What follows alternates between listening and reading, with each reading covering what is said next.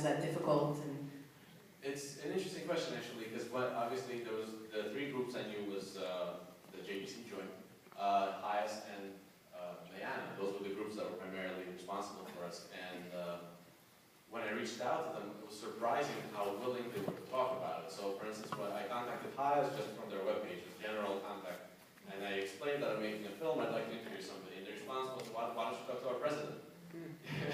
You know, so, and this was the same story with all of these other people that I spoke to. They were incredibly willing to talk about it. So the story was, you know, as close to them as it was to us, because they went through it just as much, and they, you know, they kind of wanted to share it as well. But did you get the answer from them? Why?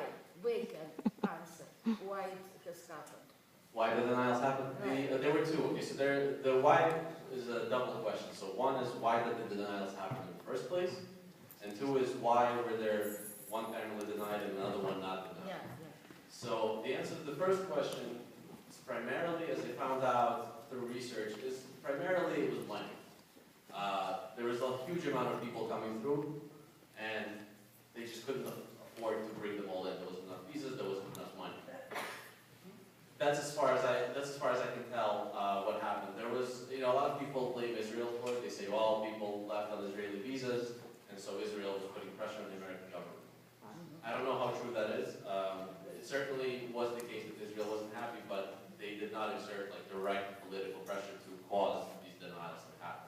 So primarily it was a subject of money and the legislature. So denials actually happened prior also. It's just there was an incredibly small percentage of people.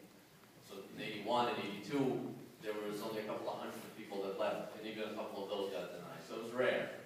And until the Lautenberg Amendment, the law was always that you had to prove a reasonable fear for something. And that was kind of the case. And the second part of the question is, you know, why family A, not family B?